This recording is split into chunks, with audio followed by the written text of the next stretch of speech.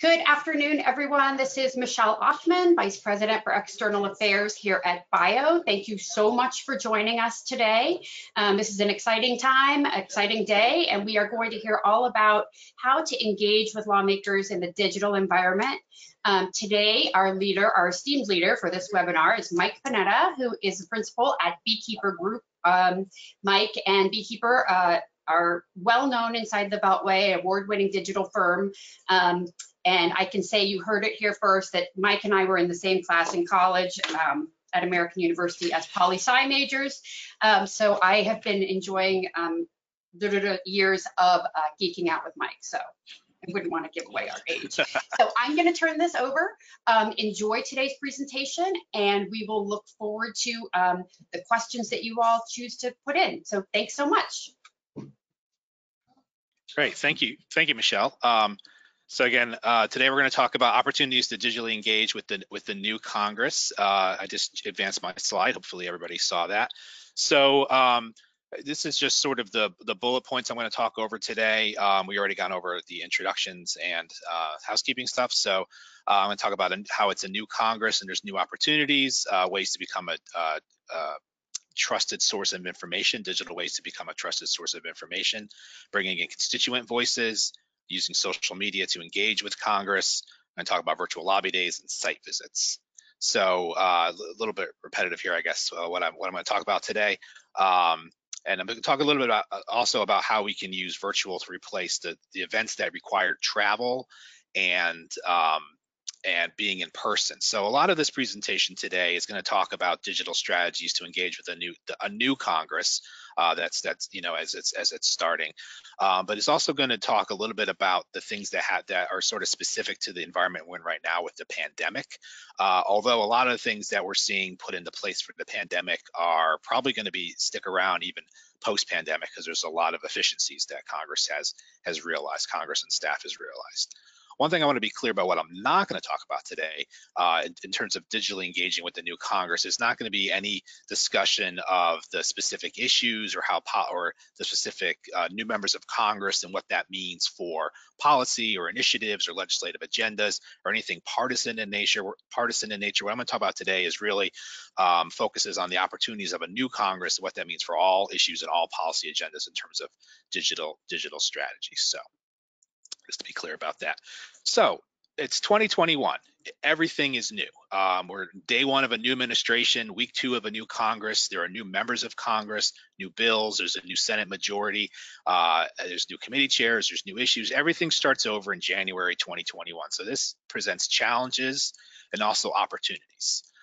Issues that were off the table in previous Congresses or previous administrations that had no chance of passing or moving forward are back on the table. And a lot of things that got passed under previous administrations or Congresses with this new administration, new Congress, those groups are going to be fighting to keep their advancements on issues that they've seen over the past few years. So there's a lot of change and a lot of new faces and a lot of things are in motion that really haven't been in motion in the last few years, or sides have switched and priorities have changed. So everything's new. So it's a real opportunity for organizations to step up and be the voice to educate the new Congress. One thing about this new Congress too, the 117th Congress, is this is the one that's starting in a pandemic. So we have all used the words the new normal, and that applies to this Congress, that they're able to hit the ground running in this new normal, conducting business in a more virtual way. So these are both within congressional offices, and then those who seek to influence congressional offices. Sort of the learning curve, the pivot, the changes, all that took place already in the latter half of the last Congress. So the opportunities to digitally engage at the start of a new Congress in 2019 is much different now in 2021. There's things that exist now that didn't exist back then. And like I said before, things will probably start to return, hopefully, to a more normal state of affairs as this Congress unfolds over the next 2 years, as the pandemic gets under control and we get back to in-person meetings. But like I said, a lot of the things that I'm going to talk about today will stay in place even as the pandemic hopefully recedes. So I'm going to start off by talking about some ways to digitally educate, inform in Congress. So the new Congress, the last two Congresses have seen a real influx of new members.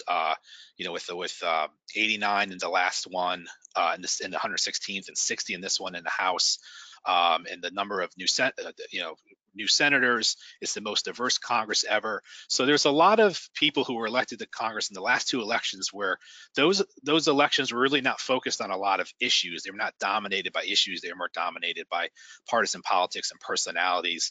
A lot of these people who come into Congress don't have long voting histories or stances on a lot of issues. There could be potential issue champions out there that you haven't identified. But what all these members of Congress are saying, new members of Congress often say, and this is a quote from a study done by the Congressional Management Foundation, is that it's like drinking from a fire hose. That a new member of Congress, they come into office. Many issues are not discussed in great detail during the campaign. They didn't have stances on a lot of things, issues that don't come up in a typical campaign. So they need to get up to speed. The members of Congress and their staff need to get up to speed very, very quickly on these issues. So this is where you and your organizations can play a role as the issue experts to educate the Congress and their staff. I wanted to throw this slide up here because it made me laugh when I saw it the other day. And I'm sure a lot of you on this call can relate to this. This is from one of my favorite Instagram accounts, Just Off K Street. That's run by an association lobbyist. I don't know who, but whoever they are, kudos to them because it's hilarious content. And this sort of shows you how things have changed so quickly. Like in this old woman here talking to her granddaughter about how I used to go to Capitol Hill and I used to meet staffers in person, and she's saying, okay, Grandma, let's get you to bed. It seems like forever ago that this was the case. And I know a lot of you on this call, this is what you did. You spent a lot of time briefing members of Congress on their staff on important issues, going up to the Hill, having those meetings. That's still needed, but it's all done virtual now. So a lot of patient groups, like I said, you all had regular briefings on the Hill. There's still opportunities to educate, and this education still needs to happen.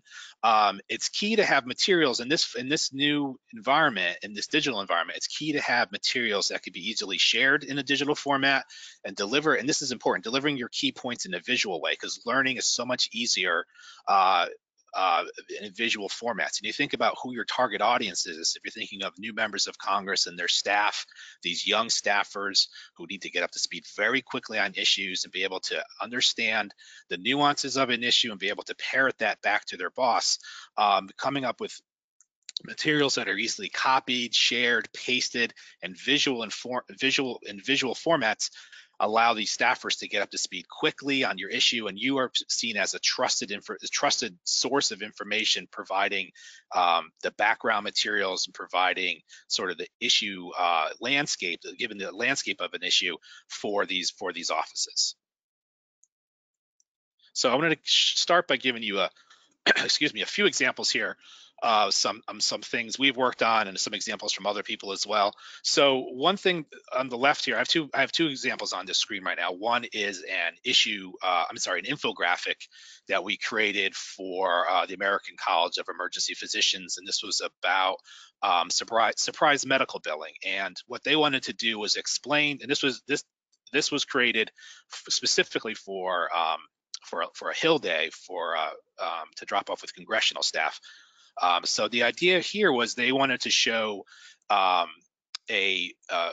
arbitration model that was very similar to arbitration used in Major League Baseball, and it's a very complicated issue. But we wanted to distill it down to a one-page infographic that sort of laid out the process of arbitration, and we used sort of a baseball analogy throughout it. And I won't get into the details of everything here, but it's easy to follow in terms of a 7-step process, and it lays it out visually with graphics.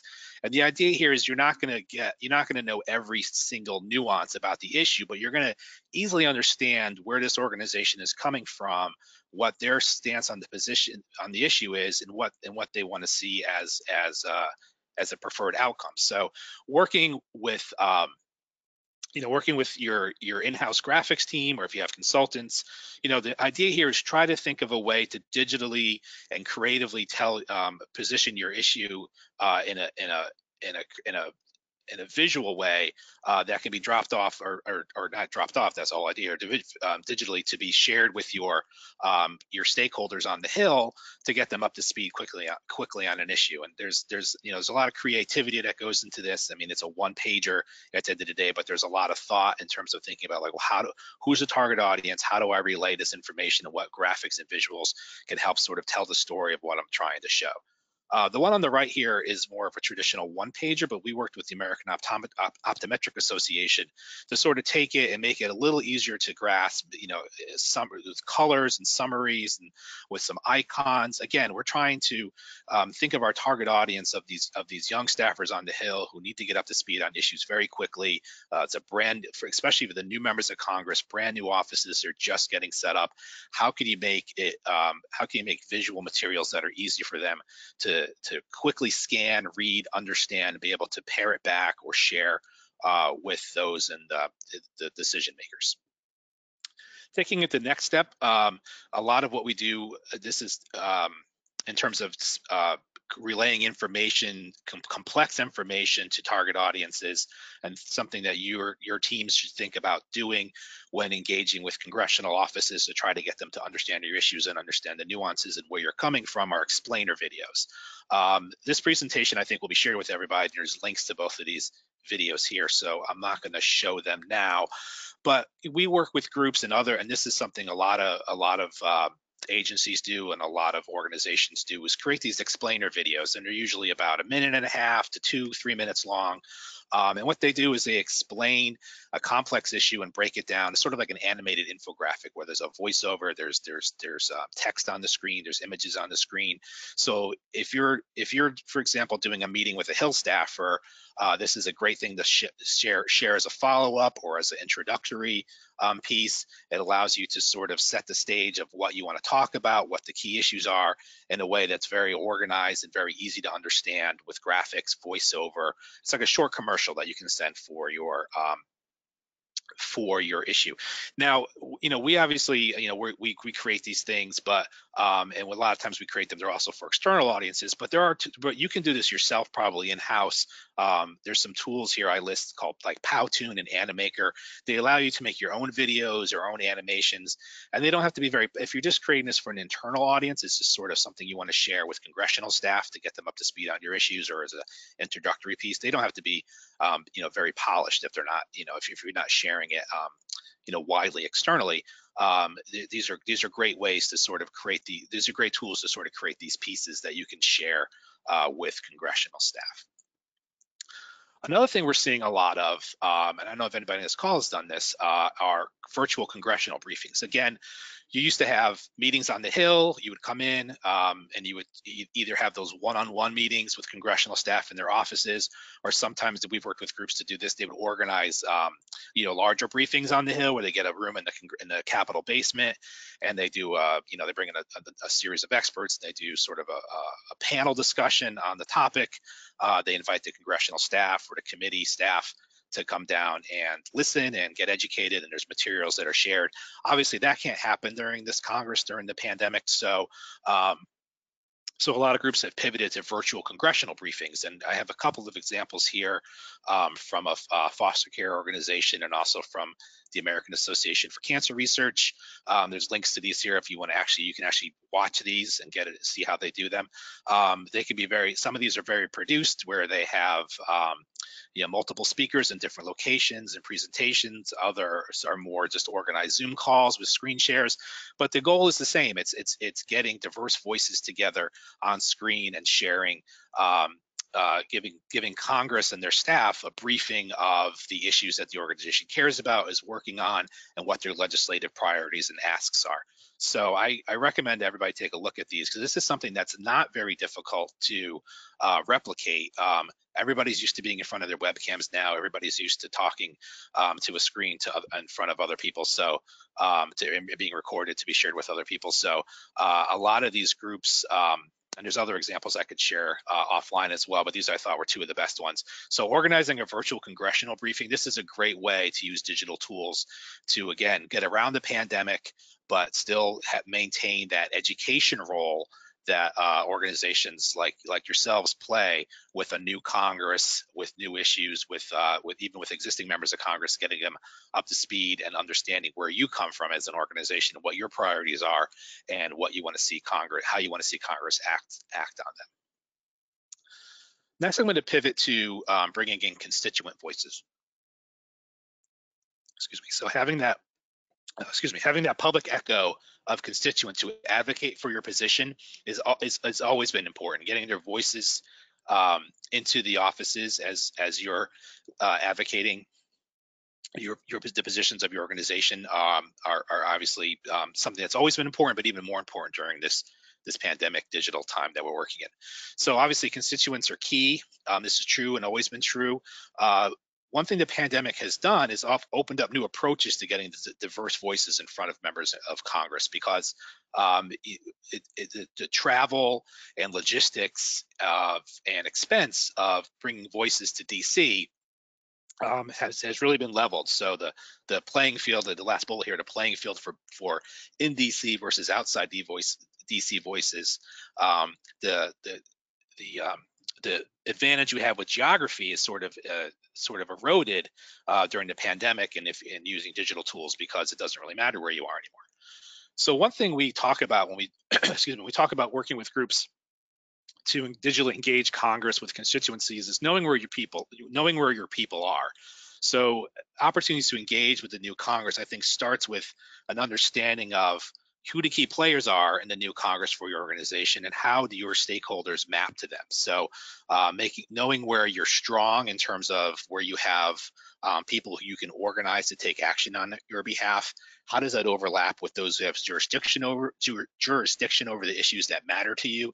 And there's a lot of tools. Most of you probably have tools that do this already, but it's your understanding of how to use these tools with your own issues, sort of political landscape within the members of Congress. And again, that's not something I'm talking about today, but there's something you should be aware of is, where are my key stakeholders, my employees, my supporters, my customers, and how do they relate to the congressional districts and committees that are important to me.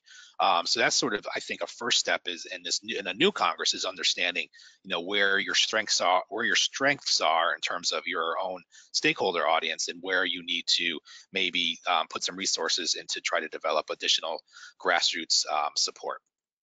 So when we're talking about engaging digitally with the new Congress, a lot of people always talk about sending emails to Congress, and that's something that's been sort of a tried and true tactic for many years. It's one of the oldest ways to digitally engage with Congress.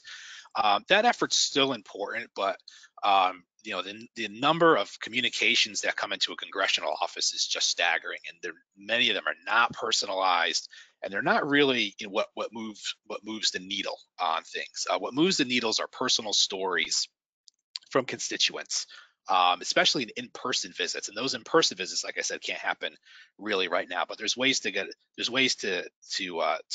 that digitally, especially with the webcam and the Zoom calls that have really obviously over the last year really ramped up. So this is a chart from the Congressional Management Foundation, and they talk about the average email or mail that comes into offices and how these are numbers from 2017 or the latest ones, but you can see how high they go, and it's even higher in 2021, I'm sure. And like I said, most of these are not personalized messages. It's a kind of thing you do to get on a congressional radar, but the Congressional Management Foundation has also said that these are not the things that get a Congress to change their mind on an issue. So it's important. These things get tallied. The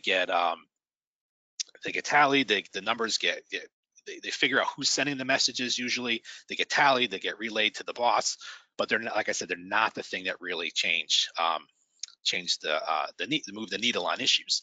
But what does is personal meetings. So again, it's hard to do this. It's impossible almost to do this now in real life, but setting up meetings with Congress, it's still happening. It's all just moved to virtual. So constituent voices are this is different than what I talked about earlier with the congressional briefing. That's really more you as an organization talking to members of Congress. But this is like, bringing in, what I'm trying to focus here on is bringing in the constituent voices. So it's a much lower level of effort than bringing somebody to Washington now. So you can think a lot more strategically about who you want to have be at the table with you when you're talking to members of Congress and their staff. What can you show that you couldn't show before? What voices can you bring in that you couldn't do because of logistics or travel or financial resources? And also, when you're meeting with congressional staff virtually, take advantage of the tools that are out there to screen share. Screen sharing videos, graphics, photos, the kind of things that would be a little harder to do in a meeting like, say, in the Cannon Building. There's a lot of things you can do virtually with these platforms that you couldn't do previously in an in-person meeting. So you're bringing in new voices, you're bringing in new constituent voices, you can bring in new media resources, new photos, graphics, videos. Think about ways when you're having these meetings with Congress to bring in these constituent voices and try to ramp up what you're showing in these. Instead of just having a Zoom call, try to think of what other resources or materials you can show when you're meeting virtually with Congress. I like to talk about how stories are important, and we talk about how engaging with the new Congress, how it's important to bring in these constituent stories. And this is one of my favorite tweets, and I took a screenshot of it. It's because what I always talk about storytelling and about how it's really important to have stories to make your case. And this tweet sort of proves it, about how this woman said that a favorite thing that happened to her is somebody on the internet said, people change their minds when you show them facts. And she said, actually, studies show that's not true. And I linked two factual sources. And he said, well, yeah, well, I still think it works. I think that proves it just shows you how entrenched we are as advocacy professionals. I think sometimes we get too bogged down in facts and figures, and I think we really need to focus more on stories. And that's something that I think is really something during this pandemic. I think that's what a lot of groups have started to pivot to, because it's a lot easier to collect them now. People are much more comfortable being in front of their webcam. So bringing these constituent stories to help move the needle on your issues and help advocate and educate and inform a new Congress is more important than ever. I'm going to show you a few examples of how this can be done. This is something the American Heart Association has been doing in earnest over the last year or so, is building a story bank. And this one is an example. They're getting stories of people sharing surprise medical bills. We worked with them on this, and we used a tool called Pipe, which is the screenshot on the right there. And it's a simple plugin that you can add to any WordPress site, and it allows people to submit a video, audio, or a written story, and right from their phone or right from their laptop. So this is a great way to sort of build a story bank of constituent voices about key issues that matter to your organization.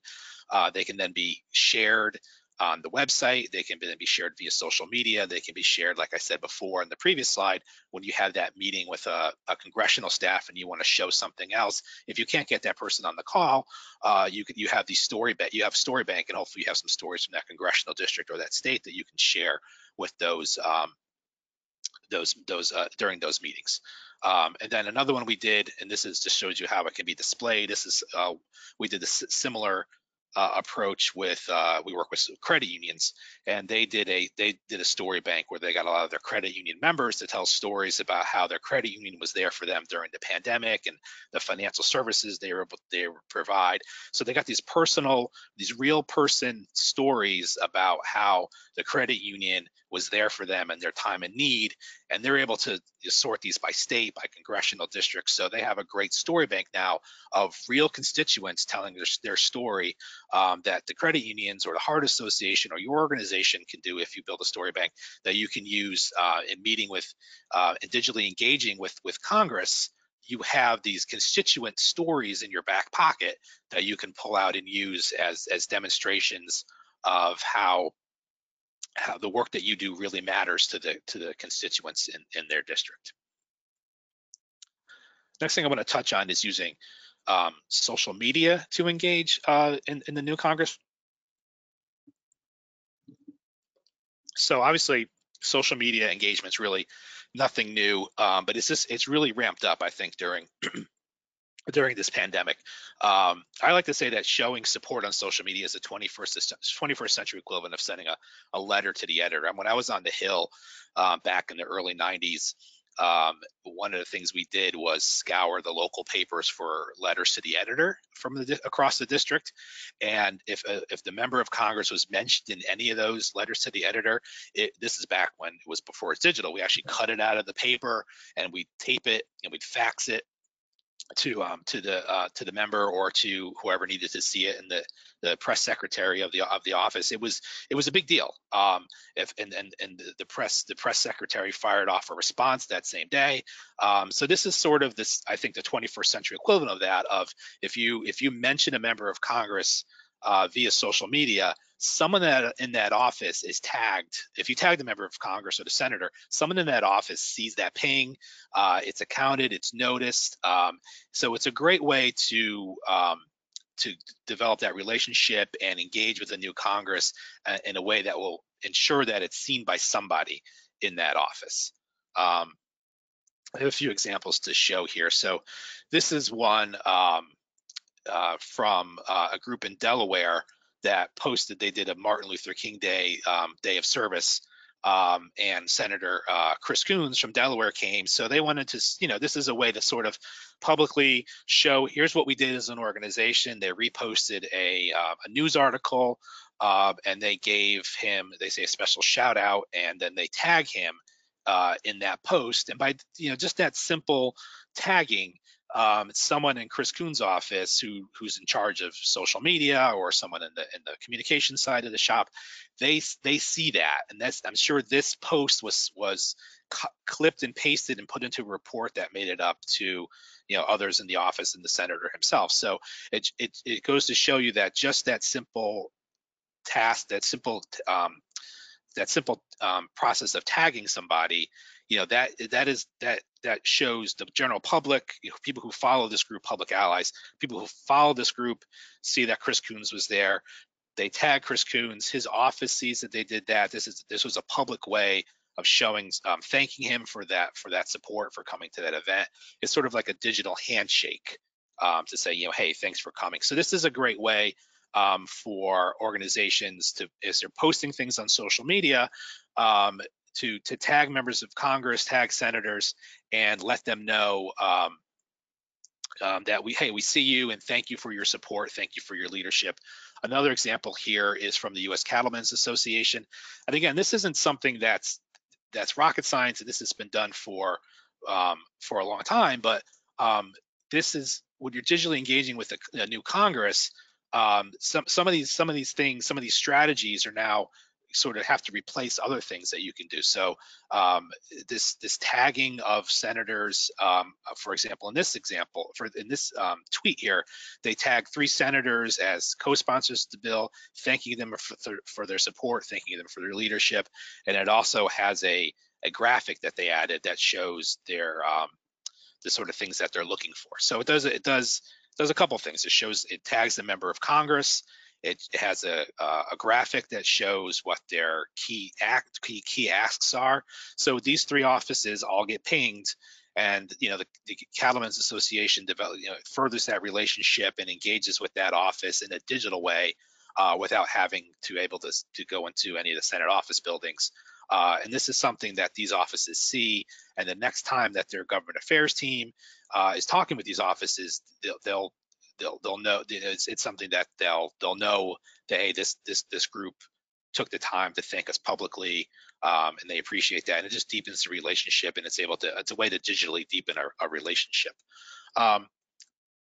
So engaging with social media, the 2 examples I just showed were from organizations that were doing it as an organization, but there's also ways to do this where you give these tools to your stakeholders, to your grassroots, for doing this as well. And this is an example from a digital tool that we put together. And there's this sort of thing is you know, we did this, but there's almost all advocacy software does this sort of this engagement, this type of engagement now. If you take advantage of it, we set it up in such a way where you put your excuse me, you put your name and address on the left side here. It matches you to your members of Congress, and then it matches you to the appropriate senator or representative, and then it generates a tweet. Now, obviously, the 2 screenshots here, I know the addresses don't match because I used a real example of somebody who did it. So, but the idea here is that you fill out this form, and then it pre-populates a tweet for you. It puts in social media graphics. So it put in this graphic, this now more than ever, I need you to advocate graphic was automatically put in there. It tags the member of Congress. It has the right hashtags, and it has the next, it has the specific ask that this organization wants. So this is a way of using social media to engage with a new Congress by allowing your stakeholders in your grassroots to leverage their social media networks to thank their specific member of Congress or senator. So it's a constituent voice coming into the office, and it's using social media to expand the reach of the message. But what this group did was using the specific hashtags for their organization, and then using the larger hashtags of COVID-19, it formed a larger discussion around that issue. Another example of this is something we built out again for credit unions. And again, these sort of tools exist for a lot of groups, where you put in your name and address, and you can then pick what legislator you want to post to. It pre-populates the tweet. You hit the tweet button, and it opens up your Twitter window. And again, this was a Minnesota address, and you can see that it tagged Senator Amy Klobuchar. So again, these are powerful tools to engage with a Congress, especially a new Congress, when you're trying to educate and inform them, bring in constituent voices, because members of Congress who are just elected, they're obviously all members of Congress are, but especially new members are very, very tuned in to what their constituents want. So if you're able to bring in these constituent voices through social media, and the other means I mentioned, it's very powerful as you try to educate and inform Congress and have that public echo of the constituent voice coming in at the same time. One of the last examples I wanted to show for social media side and creative engagement side of the social media. I don't know if anybody saw this or anybody had read about it, but this took place about a month ago or so. It was AOC and Congresswoman Omar played Among Us on a live Twitch stream, which is a very popular platform primarily used for streaming video games, but it is one of the most viewed social networks out there. So she played this game called Among Us, which I don't know if any of you have kids. This is very popular with my 11-year-old plays Among Us all the time. So she played online with a bunch of other YouTube streamers, but it was a policy discussion about healthcare though, and about some other issues. But she reached an audience of 400,000 people that she normally wouldn't have reached. So I'm not saying you could do that as your organization, but I wanted to bring this up as an example of trying to think creatively about how to reach other audiences. Think beyond just the channels that you normally use, your Facebooks, your Twitters. There are huge potential audiences on platforms like Twitch, TikTok, Snapchat, other things that are emerging networks. So think of ways to engage on those platforms and see what members of Congress are using them, and try, I don't have a specific example of something you can do, but it's just really just I'm trying to raise the idea of trying to think outside the box to reach different audience. And I like to remind everybody that every big social network that came out over the last 10 years or so, everyone started by saying it was just for kids. Facebook was just for kids, just for the college kids. Instagram's just for kids. The people I want to reach aren't there. That's true at the beginning for every social network, and then all of them all mature, and as they expand and as they grow, the people you want to reach are on there. So there's a lot of first mover advantage in trying to figure out where people are going and trying to figure out how you can engage there in a public affairs space in an advocacy way. and try to get ahead of the curve and try to think of how can I use these platforms to engage my audience, and then pivot that and drive them to take action or drive messages to Congress. So thinking about live streaming, inviting members of Congress to play games online, doing things outside the box is just what I really want you to think about as you engage with this new Congress. If there's things we can do differently than we've done in the past. The last part of the presentation here is about how we can get around things that required travel in the past, specifically lobby days and site tours. So a lot of groups on this call have done fly-ins. At Beekeeper Group, we've worked with a lot of groups on fly-ins, helping organize, doing materials, doing videos. It is a classic public affairs strategy, grassroots strategy for many groups in Washington. They all sort of fell apart and the beginning of last year. If you had a lobby day in February of last year, you were probably okay. If you had one in March, you probably hemmed and hawed about it for a while and eventually canceled it. So most traditional lobby days are really on hold until at least next year from the groups that we talk to and work with. But the experience can be replicated online. You can still keep what makes a lobby day effective during the pandemic and virtually, as obviously more people can participate because travel's not required.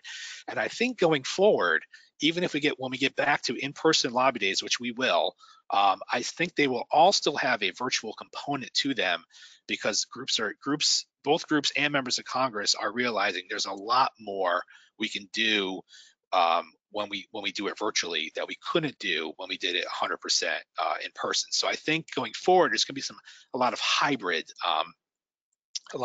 lobby days. So we've done a number of these for clients, and I have a few best practices that I think, over the last 8 months or so that we think work. The first one is, I think it still makes sense to pick a single day for your meetings on Congress to sort of focus that attention. Obviously, when it was in person, that's when you had to do it because you had everybody there. But I still think it makes sense, even in a virtual setting, is to have an event, have that be your day, and try to get all your meetings with congressional staff on that day. Obviously, if you have to have a couple meetings here and there on different days, but at least try to keep them all in the same day, if not the same week.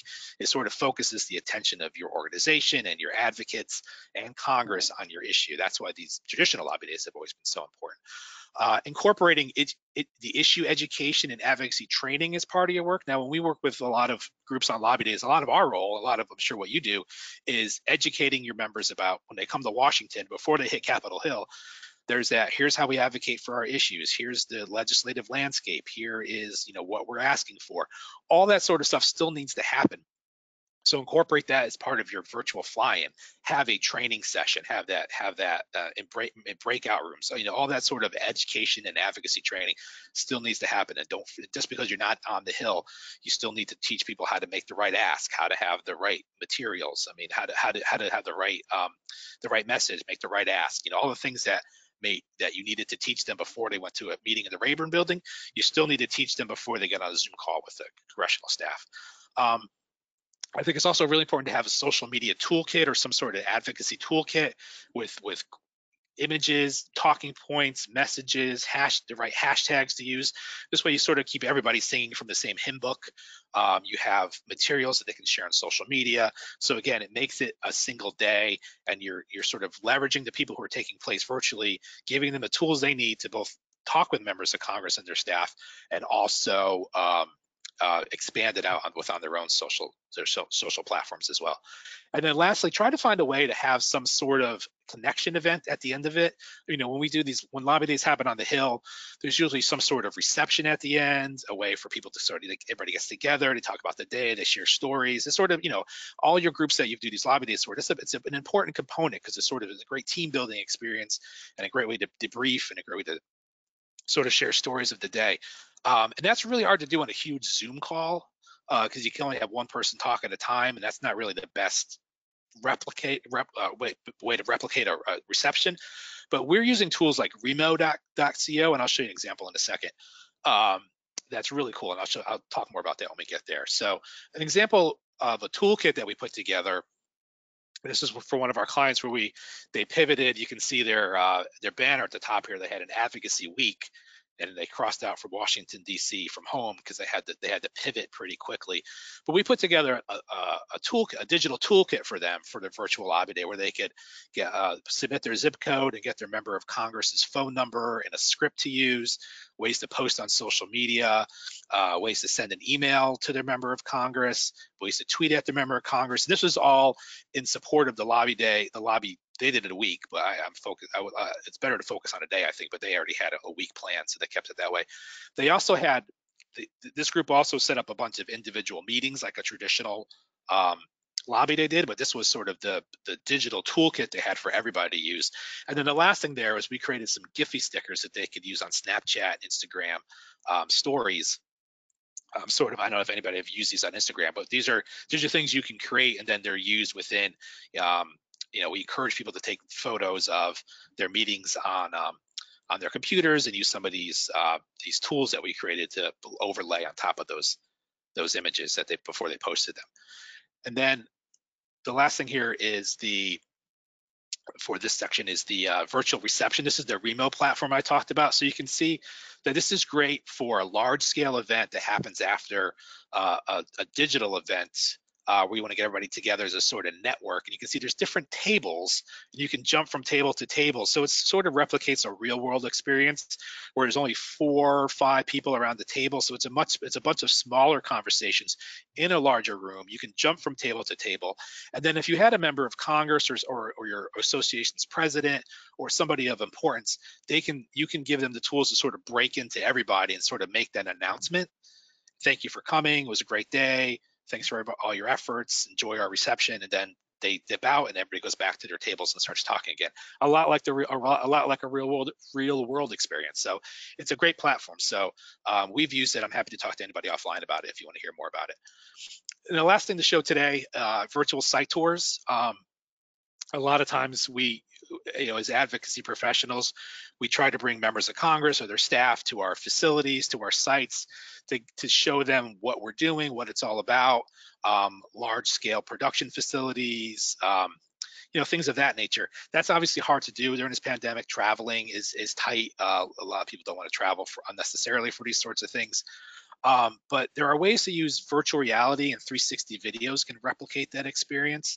And these sort of videos are really not any more expensive to produce than a traditional video. We've done a number for clients. We do a lot of traditional video, but we've done a number of these 360 videos as well. You have to think about them a little differently, because a traditional video, you really only think about what's in front of the camera. When you do a 360 video, you need to think about what's in front of it, what's behind it, what's to the side of it, and make sure you get the right shots. And we've done a number where it's really a number of these videos, and other groups have done great ones, and I'm happy to share other examples where it really shows you really feel like you're there, and you can look as you move your head, you see the video moves with you, so you feel like you are there. And then you can do a voiceover, you can do graphic overlays, you can do a lot of different things to educate somebody, but also give them the experience that they're actually in that location. So it's never going to replace a real site visit, but it's a great thing to do if you can't get somebody there because of a pandemic, or if you just can't get somebody there because of logistics and travel, even in normal times. It's a great experience. And I have an example. There's a link here for a video that we made if you want to check it out, an example of that. So that is all I have for today. We have about 15 minutes or so for questions, and happy to answer them. So thanks for your time.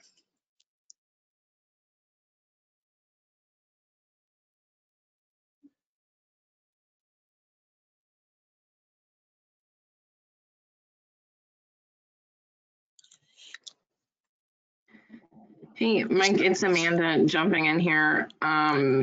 We had a few questions that came in through the chat, but then I also see one hand raised. So Travis, I see. Oh, maybe you didn't have a question.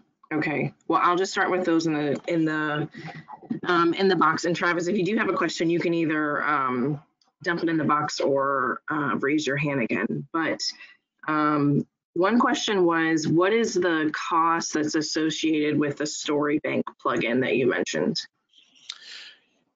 I don't know the cost off the top of my head, but I do know it's minimal.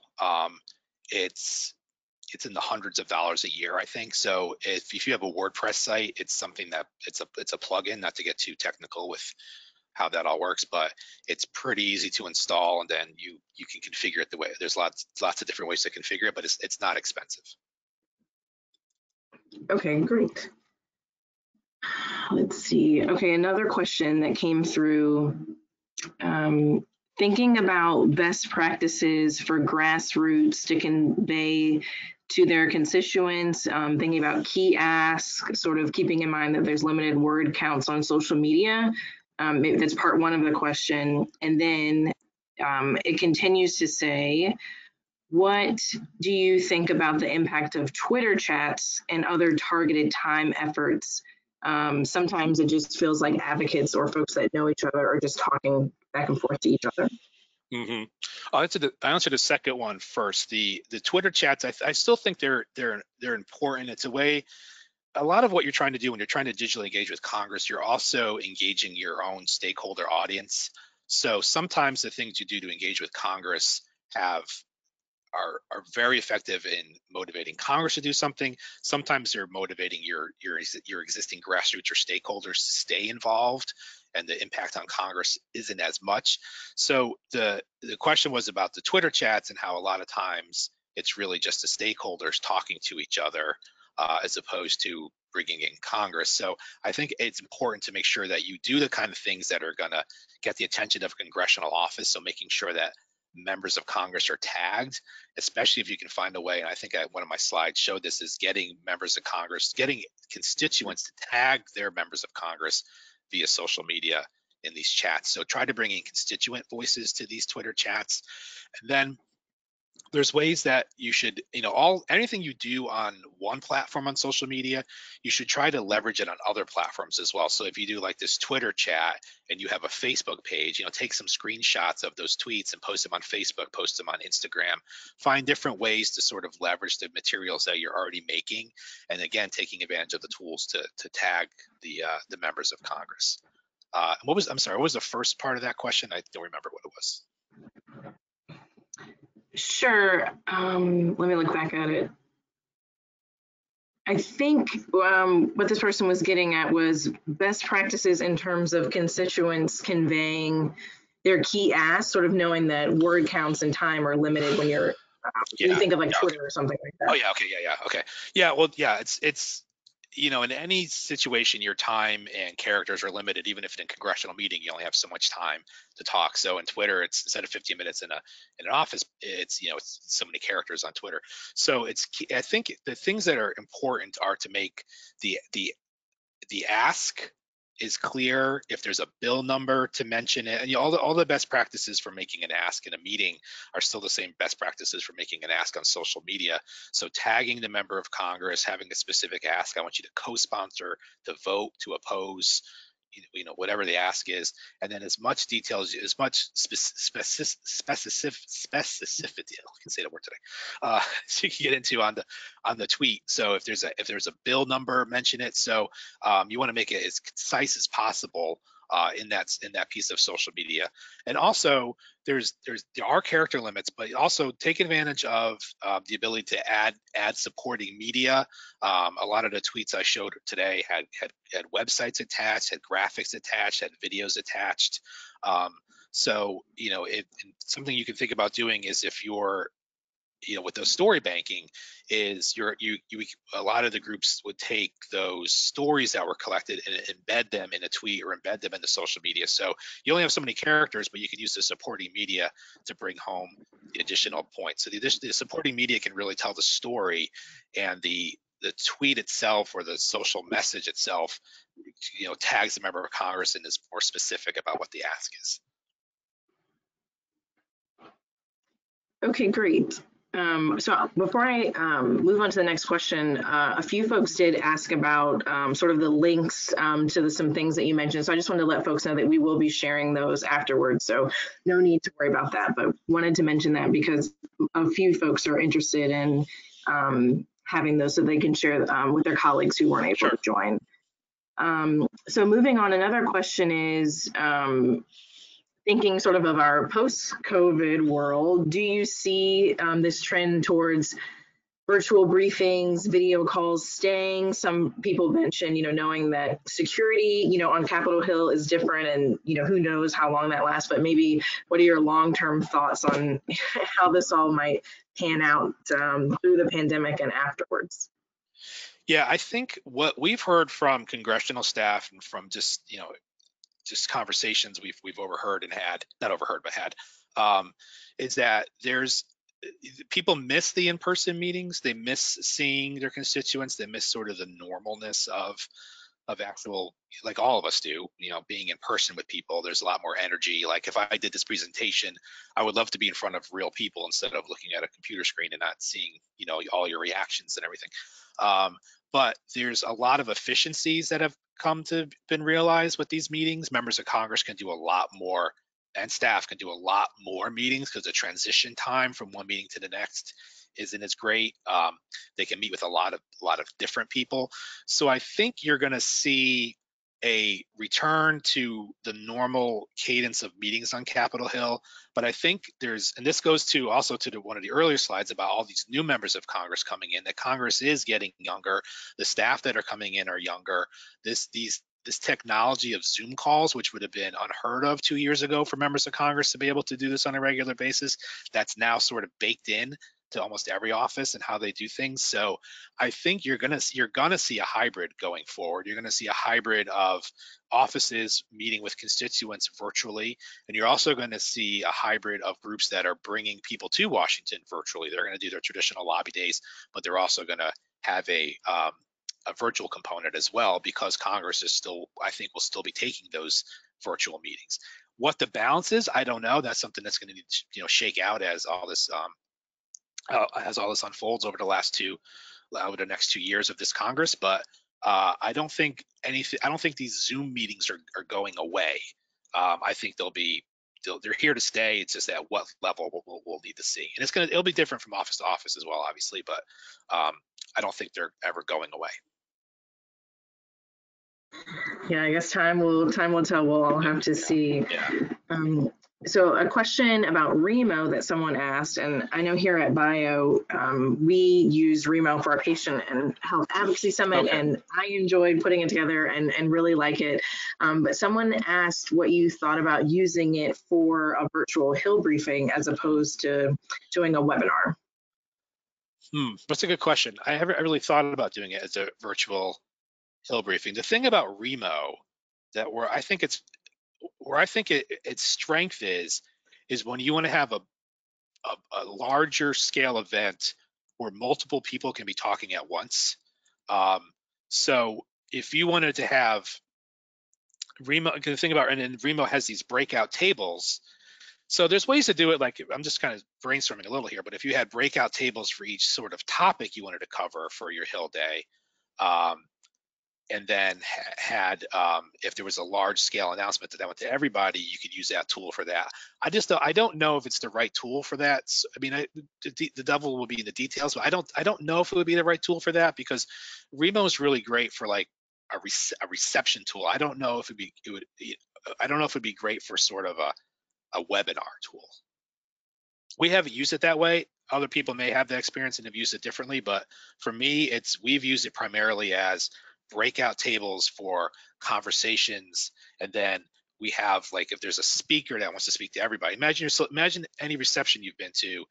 There's small tables where there's multiple conversations going on at once.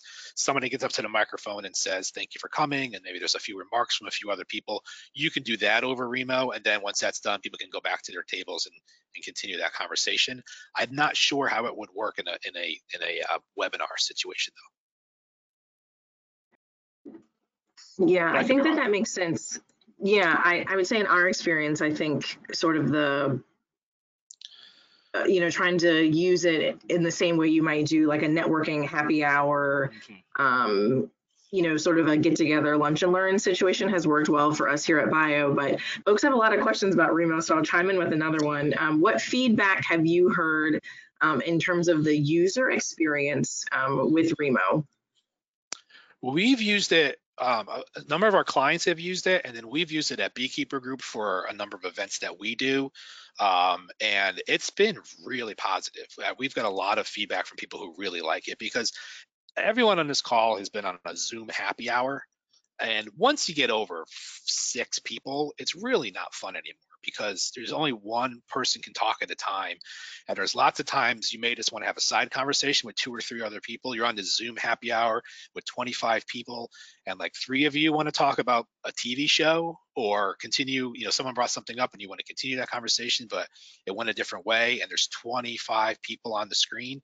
With Remo, there's breakout tables and everybody can jump around. So no one's locked in a table. Everybody can just, it's sort of like a real reception. You can move around. So we've really had very positive experiences and very positive feedback from everybody, because lots of times it's the first time they've used a platform like that, and they come back to us and they say how great it was. And they're able to talk to so many different people, and they really, it's not this obvious, never the same, but they felt like it was the first time they really felt like they were able to, network and talk to people in a virtual setting.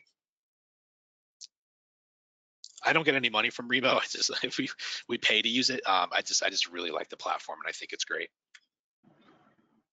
Yeah, no, I would agree. In the bio experience that we had with it, and we used it for our bio staff holiday party as well. And I would agree with you, Mike. I think we all had great experiences, and heard through our patient summit that even for folks that had never used it before, they found it to be fairly easy to navigate. So same here, we pay to use it as well, but bio has had a positive experience with them as well. Okay, I am jumping back on camera and also skimming the chat box to see if anything else has come in. I don't see it, but as always, if there's other questions, you guys know how to get in touch with us here at Bio, and we can always reach out to Beekeeper. And again, I'll just say that we are planning on sharing all of the links that Mike mentioned during our discussion today for you all to use and to share with your colleagues as well. With that, I want to say thank you to Mike. Certainly, I think, like Mike said, this digital, environment is certainly here to stay. And we're all sort of figuring it out as we go. But Mike also mentioned that, this is a new year, new Congress, and just, a great time to sort of jump in with new and exciting tools. So we certainly hope that this information is helpful to you all, and look forward to having you guys join us for our next month's lab. So look out for that invite coming soon. Thank you, everybody. Yeah. Thanks, everyone.